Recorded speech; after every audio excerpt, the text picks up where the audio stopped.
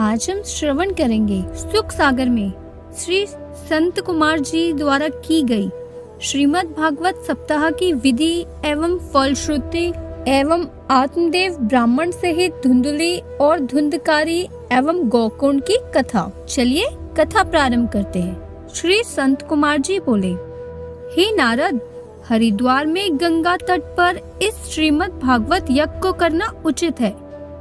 वहाँ ज्ञान यज्ञ के इच्छुक अनेकों ऋषि मुनि रहते हैं। उस स्थान पर इस ज्ञान यज्ञ को करने से भक्ति का सब दुख दूर हो जाएगा और ज्ञान वैराग्य जाग उठेंगे। नारद जी ने कहा, हे भगवान, आपके बिना वह यज्ञ पूर्ण नहीं होगा, अतः मेरी विनय को स्वीकार कर आप भी वहां पधारने की कृपा करें।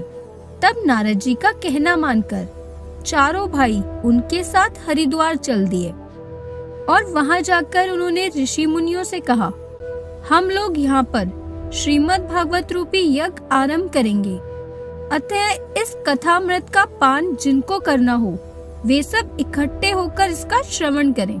यह खबर मिलते ही भृगु, वशिष्ठ, च्यवन, मेधा, तिथि, मार्कंडे, वेदव्यास और पाराशर आदि जितने भी ऋषि मुनि थे वे सब वहां उपस्थित हुए। उनके अतिरिक्त समस्त वेद एवं गंगा आदि नदियां भी मनुष्य रूप धारण कर वहां आईं। 14 भवनों के गंधर्व, किन्नर, यक्ष, नाग और अन्य प्राणी भी वहां आकर उस ज्ञान यज्ञ में भाग लेने लगे। उस समय वैष्णवों, विरक्तों एवं महापुरुषों ने शंख ध्वनि के साथ गंभीर जय ध्वनि की और देवतागण भी अपने अपने विमानों पर बैठकर श्रीमद् भागवत की कथा श्रवण करने को वहां आए। उस समय सनत कुमार जी ने नारद जी से कहा, हे नारद, हम तुम्हें वह कथा सुनाते हैं जो श्री सुखदेव जी ने राजा परीक्षित को सुनाई थी। वह श्रीमद् भागवत महापुराण की कथा 18,000 श्लोकों में है। उसके पढ़ने एवं सुनने से भक्ति तथा मुक्ति मिलती है। अन्य पुराणों के सुनने से तथा हजारों अश्वमेध व वाजपेयी यज्ञ करने से जो फल प्राप्त नहीं होता वह श्रीमद् भागवत की कथा सुनने से सहज ही मिल जाता है। काशी, प्रयाग, गया, कुरुक्षेत्र और पुष्कर आदि तीर्थों का स्नान भी इस कथा के श्रवण फल के समान फलदायक नहीं है। जो मनुष्य प्रतिदिन श्रीमद् भागवत का एक अथवा आधा श्लोक भी पढ़ता है वह मुक्ति को प्राप्त होता है। जो लोग नित्य प्रति भागवत का पाठ करते हैं तथा दूसरों को सुनते हैं उनके करोड़ों जन्मों के पाप नष्ट हो जाते हैं। जिसने मनुष्य देह पाकर भी श्रीमद् भागवत की कथा नहीं सुनी उसे धिक्कार है। कलयुग में मनुष्यों से दान, धर्म, यज्ञ, तप नहीं होता क्योंकि उनका मन विषयों में फंसा रहता है। ऐसे जीवों के उद्धार के हेतु ही परम ब्रह्म श्री नारायण जी ने स्वयं वेद व्यास जी का अवतार धारण कर इस कथा की रचना की है। जो प्राणी 7 दिन तक इस कथा को सच्चे मन से सुनता है वह यज्ञ, व्रत, दान और सब कर्मों के फल प्राप्त करके मुक्ति को प्राप्त होता है। इस श्रीमद् भागवत के 11वें स्कंद में भगवान श्री कृष्ण के मुखारविंद से सुनने के पश्चात उद्धव ने जब ये जाना कि अब कलयुग आने वाला है तब उसने भगवान श्री कृष्ण से यह प्रार्थना की, हे देवेश, आप तो वैकुंठ धाम को जा रहे हैं, अब सांसारिक जीवों का उद्धार कैसे होगा?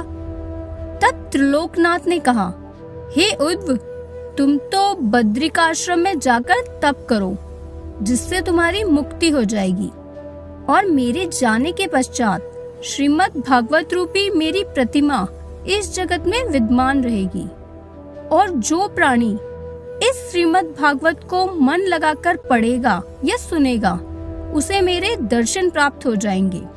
इस सप्ताह परायण कथा को भवसागर के दुखों से छुड़ाने वाली समझना चाहिए। इसके अतिरिक्त और कोई वस्तु मनुष्य को माया रूपी जाल से छुड़ाने में श्रेष्ठ नहीं है।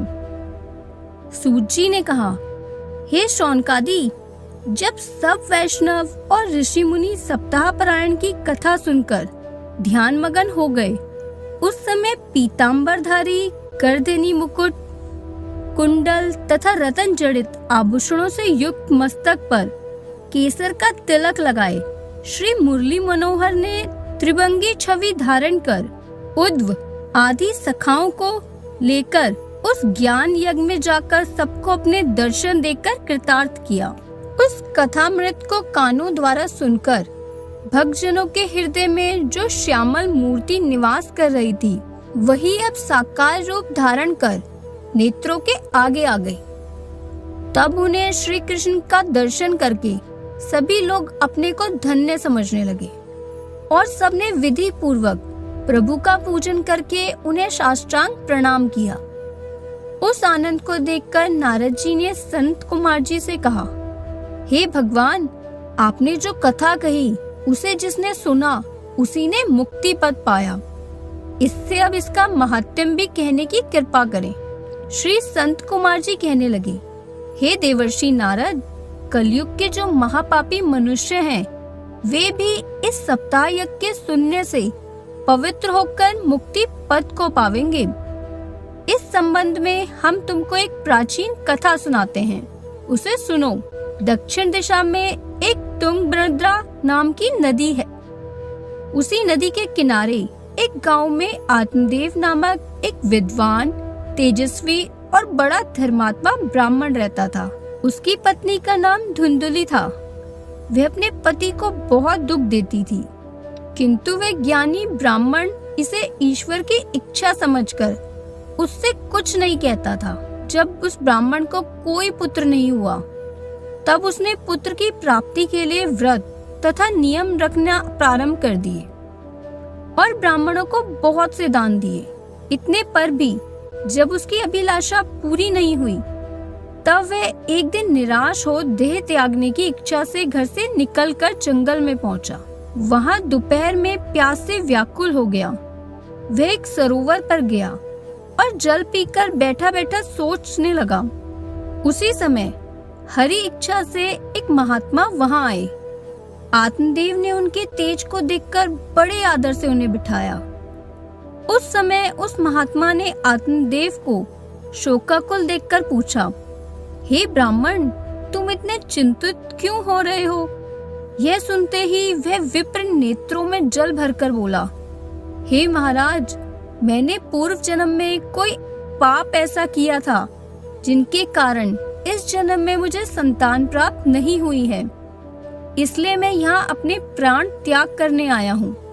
संसार में जिसके संतान ना हो, उसके धन, संपत्ति तथा वंश को धिक्कार है। मैं ऐसा अभागा हूँ कि मेरी गौ भी बांझ है और जिस वृक्ष को मैं लगाता हूँ वह भी फल नहीं देता है तथा बाजार से लाए हुए फल भी तुरंत सूख जाते हैं। इतना कहकर वह ब्राह्मण रोने लगा। उसको रोता देखकर महात्मा ने कहा, हे ब्राह्मण, तू निराश मत हो। मैं तेरे दुख को दूर करने का अभी विचार करता हूँ। यह कहकर उस महात्मा ने ब्राह्मण की कर्म रेखा देखी और विचार करके कहा, हे विप्र, तेरे भाग्य में 7 जन्म तक कोई संतान नहीं है। अतः तू व्यर्थ रो रो कर अपने प्राण मत गवा।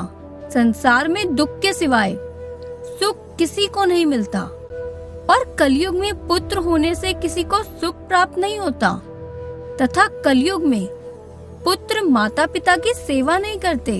इसलिए हे ब्राह्मण, तू पुत्र प्राप्ति की इच्छा छोड़कर श्री नारायण जी के चरणों में मन लगा।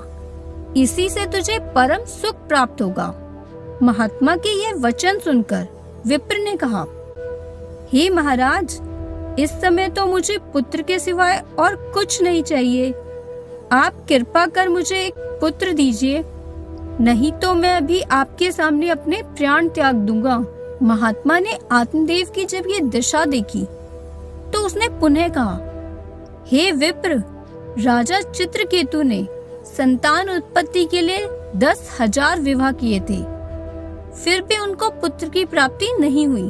जिन लोगों के भाग्य में नहीं होता उनका प्रयत्न निष्फल हो जाता है। ऐसा विचार कर तुझे पुत्र प्राप्ति की कामना त्याग देनी चाहिए। ये बात सुनकर ब्राह्मण बोला, हे महात्मा जी, आप ये जो भी ज्ञान का उपदेश दे रहे हैं यह मुझे अच्छा नहीं लगता है। आप अब कृपा करके कोई ऐसा उपाय बताइए जिससे मैं पुत्र का पिता बन सकूं। आत्मदेव का इस प्रकार हठ देखकर महात्मा ने उसे एक फल दिया और कहा, यदि तेरी ऐसी ही इच्छा है तो तू ये फल लेकर अपनी स्त्री को खिला दे। ईश्वर चाहेगा तो तुझे पुत्र प्राप्त हो जाएगा। इतना कहकर वह महात्मा तो चला गया और आत्मदेव ने घर पर आकर अपनी स्त्री से कहा कि इस फल के खाने से तेरे पुत्र हो जाएगा, अतः तुम इस फल को खा लेना। इस प्रकार स्त्री को समझाकर जब आत्मदेव घर से बाहर चले गए तब कुछ देर बाद उसकी पत्नी धुंधली की एक सहेली उनके घर आई। तब धुंधली ने उससे कहा, हे सखी, मेरे पति ने पुत्र प्राप्ति के लिए फल कहीं से लाकर मुझे दिया है, परंतु मैं गर्भ रहने के डर से इसे खाना नहीं चाहती हूँ, क्योंकि गर्भवती को अनेकों कष्ट हो जाते हैं। इससे ना तो मैं अपनी सहेलियों से मिल सकूंगी और ना गाना बजाना कर सकूंगी। गर्भ रहने पर प्रसव की पीड़ा मुझसे सहन नहीं होगी, और यदि पुत्र सकुशल पैदा हो गया तो भी उसके लालन पालन में बहुत कष्ट होगा। इन कष्टों को सहने से तो बांझ या विधवा रहना ही अच्छा है, क्योंकि उन्हें गर्भ का कष्ट नहीं सहना पड़ता। इस तरह की अनेकों बातें अपनी सहेली से कही और उस फल को कहीं छिपाकर पति से झूठ मूठ कह दिया कि वह फल मैंने खा लिया है। कुछ दिनों बाद जब धुंधली की बहन उसके घर आई तो उसे उदास देखकर पूछने लगी, हे बहन, क्या कारण है जो इन दिनों तुम इतनी सुस्त तथा दुबली हो रही हो? तब धुंधली बोली, मेरे पति ने पुत्र प्राप्ति के लिए कहीं से एक फल लाकर मुझे खाने को दिया था, सो मैंने प्रसव पीड़ा के कष्ट को सोचकर वह फल नहीं खाया और उनसे झूठ बोल दिया कि मैंने उसे खा लिया है। अब मैं सोचती हूँ कि अपने पति को मैं क्या उत्तर दूंगी। इस सोच से मैं हमेशा डूबी रहती हूँ। धुंधली की बात सुनकर उसकी बहन बोली, हे बहन, तू कुछ फिक्र मत कर, मेरे 1 मास का गर्भ है, सो तू अपने पति से कह देना कि मैं गर्भवती हो गई हूँ। जब मेरे गर्भ से लड़का होगा तब मैं उस लड़के को तुझे दे दूंगी।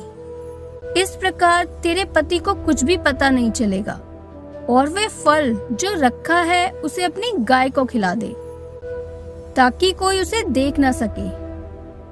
अपनी बहन की ये बात सुनकर धुंधली बहुत खुश हुई और उसने अपनी बहन को पति से छिपाकर अपने गांव में ही रख लिया। जब उसकी बहन के पुत्र हुआ तो धुंधली ने पति से कह दिया कि मेरे पुत्र हुआ है।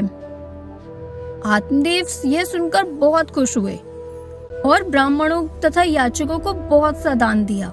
उधर दूसरे ही दिन धुंधली ने पति से कहा, मेरे दूध नहीं उतरता है। मेरी बहन के आज से 6 मास पहले एक बालक हुआ था, वह पैदा होते ही मर गया, परंतु उसके स्तनों में बहुत दूध है। इससे वह यहाँ रहकर मेरे लड़के को अपना दूध पिलाती रहे तो अच्छा होगा। आत्मदेव ने स्त्री की स्वीकृति दे दी।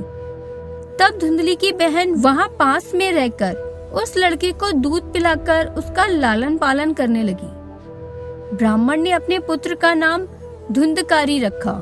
उधर उस फल के खाने से गाय भी गर्भवती हो गई और उस गाय ने एक मनुष्य रूपी बालक को जन्म दिया। उस बालक के दोनों कान गाय की तरह थे और शेष सब शरीर मनुष्य की तरह था। उसे देखकर आत्मदेव को बहुत खुशी हुई और उसने उसका नाम गोकर्ण रखकर अपने पुत्र के समान मानकर बड़े लाड से पालने लगा। जब दोनों बालक बड़े हुए तब गोकर्ण तो पढ़ लिखकर बहुत विद्वान और धर्मचारी हुआ, परंतु धुंधकारी महामूर्ख अधर्मी तथा नीच निकला। वह जुआ खेलने, चोरी करने और अन्य बुरे कर्म करने लगा। वैश्यागमन में जब उसने घर का सब धन समाप्त कर दिया, तब एक दिन वह अपने माता पिता को पीटकर घर के सब कपड़े तथा बर्तन ले गया और उन्हें बेचकर सारा धन वैश्या को दे दिया। अपने पुत्र की यह दशा देखकर ब्राह्मण दुखी होकर रोने लगा। उस समय आत्मदेव को दुखी देखकर गोकर्ण बोला, हे पिता, संसार में दुख के अतिरिक्त सुख किसी को नहीं मिलता। आप चिंता त्याग दीजिए, क्योंकि इस जगत में राजा, प्रजा, धनी, निर्धन जितने भी मनुष्य हैं, उन सबको कोई ना कोई दुख लगा हुआ है। सुख तो केवल उसी मनुष्य को मिलता है जिसने माया मोह से मन हटाकर प्रभु के चरणों में मन लगाया है। अतः आप भी स्त्री पुत्रादि से मोह त्याग कर भगवत भजन कीजिए, तभी आपको सुख प्राप्त होगा। गोकर्ण की यह बात सुनकर ब्राह्मण को कुछ ज्ञान हुआ। तब उसने गोकर्ण से कहा, हे पुत्र, तुमने बहुत अच्छी सम्मति दी है, परंतु मैं ज्ञान प्राप्त किए बिना वन में जाकर क्या करूंगा? अतः मेरे कल्याण का कोई उपाय तुम मुझे बताओ। यह सुनकर गोकर्ण ने कहा, हे पिता, आप अपने मन को माया मोह से हटाकर भगवान के चरणों में लगाइए और अकेले वन में जाकर भगवान का चिंतन करिए। गोकर्ण की यह ज्ञानमयी वाणी सुनते ही आत्मदेव ने सांसारिक माया मोह से अपना मन खींच लिया और वन में जाकर प्रसन्न चित्त से श्री हरि का चिंतन करने लगा। कुछ समय पश्चात उसने अपना शरीर त्याग कर मोक्ष को प्राप्त किया। सुख सागर के और अध्यायों को देखने के लिए चैनल को लाइक करें, शेयर करें और सब्सक्राइब करें।